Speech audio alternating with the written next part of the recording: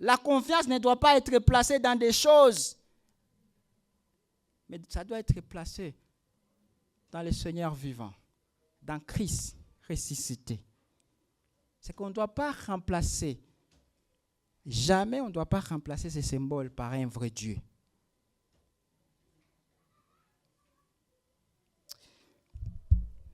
Verset 1, la parole de Samuel s'adressait à tout Israël. Israël sortit à la rencontre des Philistins pour combattre.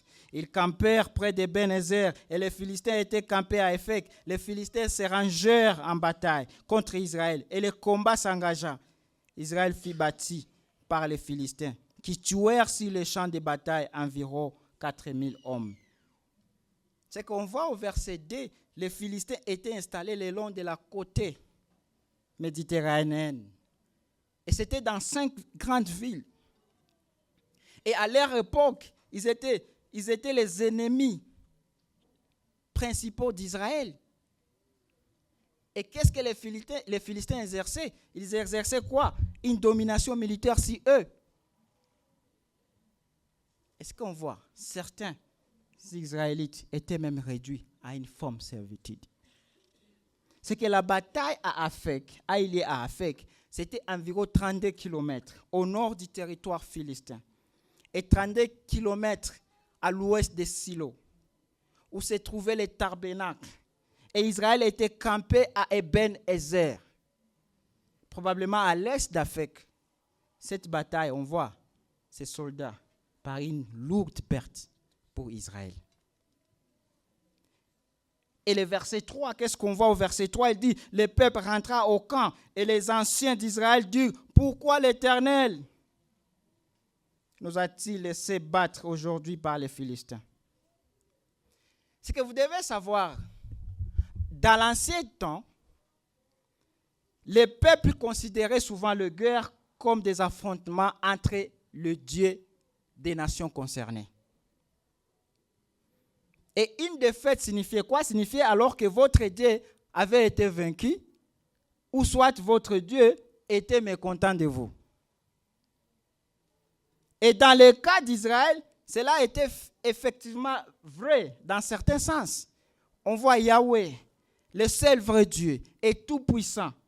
S'ils avaient perdu cette bataille, c'est parce que Dieu avait permis qu'Israël perde cette bataille. Et les anciens d'Israël avaient donc raison de se poser cette question au verset 3. Pourquoi l'Éternel nous a-t-il laissé fait battre aujourd'hui devant les Philistins? Ils avaient raison. Voici alors leur plan. Verset 3. B. Voici leur plan. C'est un plan erroné. Ce n'est pas un vrai plan. Qu'est-ce qu'ils disent? Ils disent quoi? Allons cherchons à Silo l'arche de l'alliance. C'est ce qu'ils disent. Afin qu'ils viennent au milieu de nous et qu'ils nous sauvent de la main de nos ennemis. Verset 4. Le peuple envoya à Silo, d'où l'on apporta l'arche de l'alliance de l'Éternel des armées, qui siège entre les chérubins. Les deux fils d'Élie, Ophni et Phiné, étaient là avec l'arche de l'alliance de Dieu. C'est qu'au verset 4, qu'est-ce qu'on voit? On voit aussi une idée de l'Éternel des armées. Et lorsque Israël allait au combat, Israël avait un général. Et ce général-là, c'était Dieu. Il était Dieu. Car il est l'Éternel des armées. Et Israël a oublié cet aspect-là. C'est que l'arche ici, c'est donc nous sommes en train de parler ici. Je ne sais pas si j'ai prévu une photo pour vous montrer c'est quoi, à quoi est-ce qu'elle ressemblait l'arche de l'Alliance. À faute du courant, j'espère notre équipe de médias elle n'est pas prête. L'arche de l'Alliance était un coffre en bois. Et c'était recouvert d'or, surmonté de deux chérubins, faisant face l'un à l'autre. Et on l'appelait souvent l'arche de Dieu ou l'arche du Seigneur. Et cette arche-là contenait le deux tables de pierre des 10 commandements. Il y avait les bâtons d'Aaron et un pot de manne. c'est que l'arche, elle représentait la présence de Dieu au milieu de son peuple. Et l'arche aussi signifie que je serai ton Dieu et tu seras mon peuple. Je serai ton Dieu et tu seras mon peuple. Parce que Dieu voulait toujours habiter avec son peuple. Ça, c'est dans l'ancien temps. Et quand vous lisez aussi Nombres chapitre 10, verset 35, on voit, Moïse aussi avait utilisé l'arche de l'alliance. Et cette arche de l'alliance lui permettait à réussir, à avoir la victoire face à l'équipe adverse. Quand vous lisez Nombres chapitre 10. Et aussi, nous qui sommes dans l'ancienne, dans la nouvelle alliance, nous voyons, c'est Christ. Il n'y a plus de l'arche de l'alliance. C'est Christ Jésus. Matthieu chapitre 1, verset 23. Qu'est-ce que dit la Bible? La Bible nous dit que tu enfanteras un fils et que tu lui donneras le nom d'Emmanuel, qui signifie Dieu parmi nous. Nous avons Christ. C'est ça. Dieu voulait toujours habiter avec son peuple. Et Jean chapitre 1, verset 14, ça nous parle aussi de ce Christ qui est habité, de ce Dieu incarné en Jésus-Christ qui est habité parmi nous. Et pourtant, malgré la présence, dans ces passages, malgré la présence de l'arche de l'Alliance, Israël a subi une défaite encore plus terrible. Au verset 10, qu'est-ce qu'on voit? Les Philistins livrèrent bataille et Israël fit bâtir, chacun s'enfuit dans sa tente. La défaite fut très grande et il tomba d'Israël 30 000 hommes de pied. Cette fois-ci, les pertes furent plus de 7 fois supérieures à celles de la première bataille. Mais nous aussi, nous devons savoir que le jugement de Dieu ici n'était pas seulement le fait de perdre la bataille. Mais le jugement de Dieu était ici le fait que l'arche de l'alliance était capturée. L'arche de l'alliance était prise. C'est ça le jugement ultime qu'on voit ici. Ce n'est pas le fait d'avoir perdu leur bataille, mais le fait que l'arche de l'alliance était capturée. Et qu'est-ce que Dieu il est en train de dire en d'autres termes? Dieu est en train de dire, je ne suis plus au milieu de vous. Je ne suis plus au milieu de vous. Et pourquoi Dieu n'a pas empêché les Philistins de prendre cette arche d'alliance, de l'alliance? C'est parce qu'il voulait, c'est parce que Dieu voulait punir Israël. Parce qu'Israël était sous le jugement de Dieu. Parce qu'on voit dans cette histoire, Dieu ne punit pas seulement la maison de David, mais il punit toute la maison d'Israël. Mes chers amis, les vrais problèmes d'Israël étaient les problèmes du cœur. Étaient les problèmes du cœur. Étaient le péché, était la désobéissance. Et il y a des conséquences, il y a des résultats face à cette désobéissance. Parce que ce qu'on voit ici, face à leur défaite, les Israélites auraient dû se tourner vers Dieu dans la repentance et revenir à la fidélité. Et au lieu de cela, ils traitèrent l'arche de l'alliance comme un porte-bonheur, comme quelque chose qui va les protéger. J'utilise le mot porte-bonheur parce qu'un autre terme, c'est que si vous prenez quelque chose comme votre porte-bonheur, c'est-à-dire vous croyez que cette chose-là va me protéger contre les attaques, va me protéger contre mes ennemis. Et Israël a utilisé l'arche de l'alliance comme un porte-bonheur, comme un objet capable d'attirer la puissance de Dieu, pour les protéger et leur donner la victoire. au lieu de rechercher une relation juste avec Dieu, qu'est-ce qu'ils ont fait? Ils ont placé leur confiance dans un objet qui représente Dieu. C'est ce qu'ils ont fait. Et quels étaient les résultats de leur attitude? C'est que nous voyons aussi les résultats de leur attitude et que leur défaite fit encore multiplier. Plus de 7. Par plus de 7 fois. Parce que ce n'était pas comme ça que fonctionne une relation avec Dieu. C'est que Dieu et les choses qui lui appartiennent ne sont pas magiques. Nous ne devons pas manipuler Dieu. Nous ne devons pas manipuler Dieu. Et les choses, et Dieu et les choses qui lui appartiennent ne sont pas magiques. Et on ne doit pas manipuler Dieu. C'est Dieu lui-même qui est important ici, plus que l'arche de l'alliance. C'est Dieu qui est plus important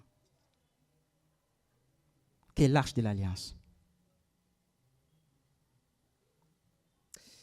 Mes chers amis, une relation juste est plus importante que tous les symboles qui nous rappellent sa présence, qui nous rappellent la présence de Dieu.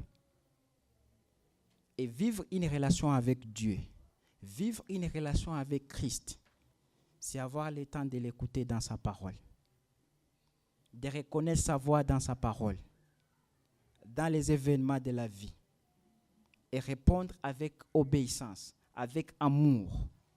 C'est de lui faire aussi confiance et dépendre de lui dans la prière. C'est ça, vivre une relation, je dirais, authentique avec Dieu, avec Christ. Mes chers amis, cette histoire de 1 Samuel chapitre 4, ça nous interpelle profondément. Beaucoup de choses. Il nous arrive parfois d'agir exactement comme les Israélites. Nous ne marchons pas dans une relation fidèle avec Dieu.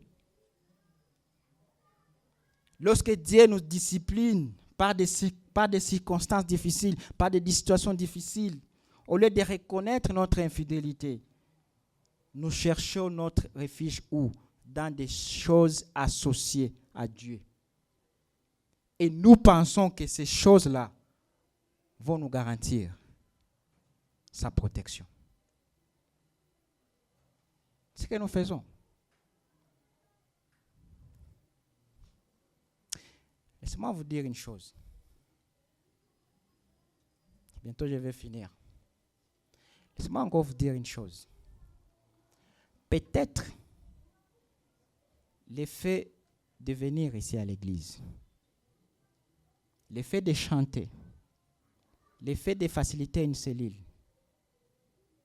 l'effet d'exercer toutes les tâches ici à l'église est devenu un porte-bonheur pour vous. Et vous pensez, parce que j'ai fait toutes ces tâches-là, que Dieu va me protéger, que Dieu prendra soin de moi. Et vous savez que vous vivez dans les péchés. Mais vous pensez que si je vais à l'église, si je chante, si je facilite une cellule, si j'exerce toutes les tâches ici à l'église, que Dieu prendra soin de moi. C'est que, rappelez-vous, Ophné et Phiné, les fils d'Élie, ils étaient des sacrificateurs. Ils avaient un rôle à jouer dans l'église. Ce sont des gens qui couchaient avec d'autres femmes devant la porte du temple. Et Dieu ne les a pas épargnés. Le jugement, ils mourirent. Dieu les a punis. Dieu les a jugés. Je ne suis pas en train de dire que venir à l'église, c'est une mauvaise chose. Je ne suis pas en train de dire faciliter une cellule, c'est une mauvaise chose. Je ne suis pas en train de dire que faire toutes les tâches ici à l'église, c'est une mauvaise chose. Et d'ailleurs, c'est une meilleure chose. Mais cela ne peut jamais remplacer la repentance et une relation authentique avec Dieu. Peut-être l'effet de ce dur chrétien est devenu un porte-bonheur pour vous. Vous pensez que parce que je me dis je suis chrétien, que Dieu me protégera, que Dieu prendra soin de moi. Vous êtes infidèle à Dieu, peut-être même dans la relation personnelle avec lui. Vous n'avez pas de relation personnelle et authentique avec Dieu. Mais vous dites quoi? Parce que je suis chrétien, Dieu prendra soin de moi. C'est bon de s'identifier comme chrétien. C'est bon de s'appeler chrétien. Mais vous devez savoir que cela ne remplace pas notre communion, la vraie communion que nous avons avec Dieu. C'est dire chrétien, que dit à mon Christ, n'est pas la même chose qu'être un chrétien fidèle. Et je le dis toujours ici à Bukavu, si vous partez avec un questionnaire d'enquête et essayez de toquer sur chaque porte et poser la question, vous êtes chrétien, tout le monde dira que je suis chrétien, je suis chrétien, je suis chrétien, je suis chrétien. Parce qu'au Congo, nous avons 95% de la population se disent quoi? Sont des chrétiens, pas se disent, sont des chrétiens. Mais juste vous dire que c'est bon de s'appeler chrétien, mais cela ne peut jamais remplacer la vraie communion avec Dieu, avec Christ. Peut-être une croix, le fait de porter des bijoux qui ont la forme de la croix, le fait de porter des chaînettes, le fait de venir avec l'eau de bénédiction, le fait de venir avec un mouchoir, comme on nous dit dans nos chambres de prière, est devenu votre porte-bonheur pour vous. Porter une croix ou avoir un crucifix sur un mur dans votre chambre, dans votre salon, dans votre bureau, n'a rien de mauvais en soi. Mais vous devez savoir qu'un bijou ou une œuvre d'art représentant Dieu ne pourra pas vous sauver un jour de l'épreuve.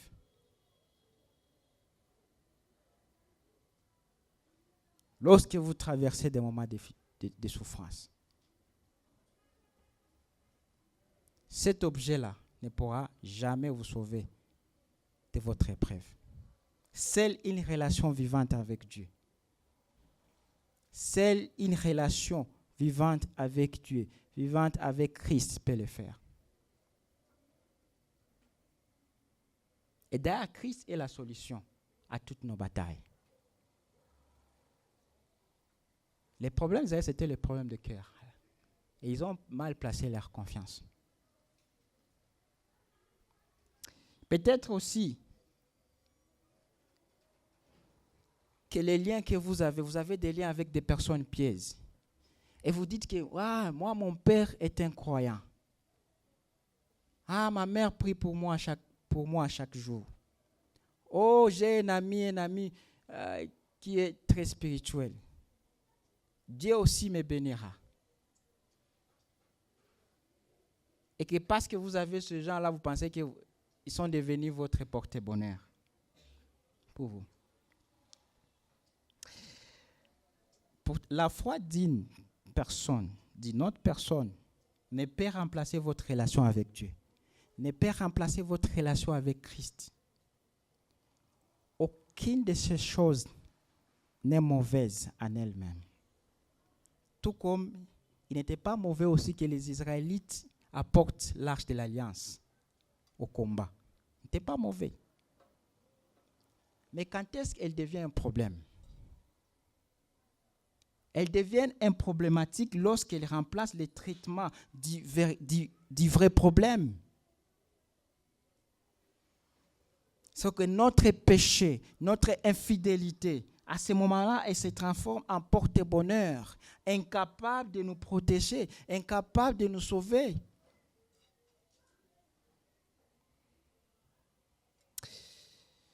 Pour finir, mes chers amis, Dieu attend patiemment que vous abandonniez votre infidélité et que vous reveniez avec lui.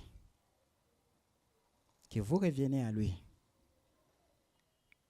Dieu il nous invite à confesser nos péchés, à nous repentir et à recevoir son pardon. C'est ça l'appel de Dieu. Alors il manifestera sa puissance, son amour, sa grâce pour vous soutenir et vous protéger et prendre soin de vous. Quand vous lisez le chapitre 7 de Jérémie, c'est la même circonstance qu'on voit ici, dans 1 Samuel chapitre 4. C'est qu'en Jérémie chapitre 7, qu'est-ce que le prophète Jérémie fait? C'est qu'en Jérémie chapitre 7, il y avait une génération plus tard. Les Israélites pensaient que Dieu ne jugera jamais leurs péchés. Pourquoi est-ce que Dieu ne jugera jamais leurs péchés? Parce qu'ils possédaient les temples de l'Éternel à Jérusalem. Et ils pensaient que Dieu ne jugera jamais leurs péchés. Et c'est la même circonstance qu'on voit dans 1 Samuel chapitre 4. Et qu'est-ce que le prophète Jérémie a fait? Le prophète Jérémie les a ramenés dans 1 Samuel. Il dit attention, Dieu va vous punir. Dieu va vous juger.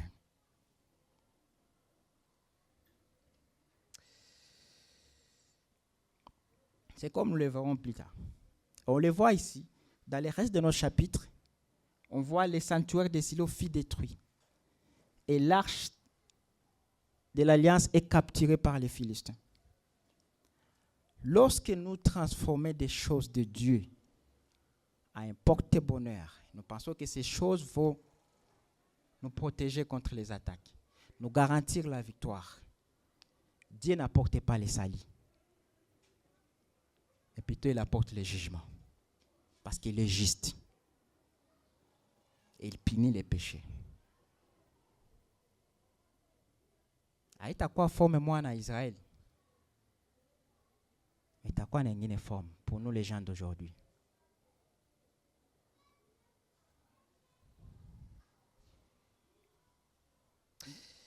Ces passages nous rappellent de Christ. Ça nous pointe vers Jésus-Christ. Et ces passages nous rappellent que notre vraie foi doit être placée où? Doit être placée en Dieu lui-même, en Christ lui-même, parce que Christ est notre Seigneur et Sauveur.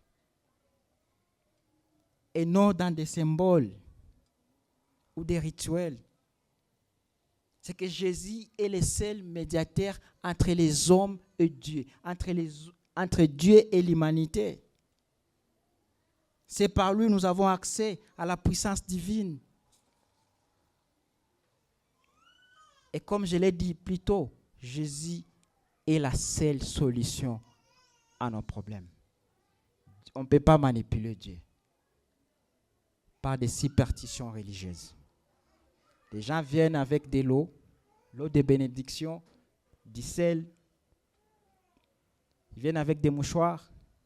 On ne peut pas manipuler Dieu. La seule solution que nous avons en tant que des chrétiens, nous avons Christ. Christ est la seule solution à toutes nos attaques, à toutes nos batailles. Christ est la seule solution. Ça nous enseigne encore, ces passages, que notre relation avec Dieu, que notre relation avec Christ est primordiale. Mes amis, vivre en relation avec Dieu, vivre en relation avec Christ, c'est avoir le temps de l'écouter, comme je l'ai dit plus tôt, dans la parole, dans sa parole, de reconnaître sa voix, dans sa parole, dans les événements de la vie. C'est de répondre avec l'obéissance et l'amour. C'est lui faire confiance et dépendre de lui. dans la prière. C'est ça, vivre une relation personnelle avec Dieu, avec Christ, et de manière authentique. Acha nikuulize tena hii swali.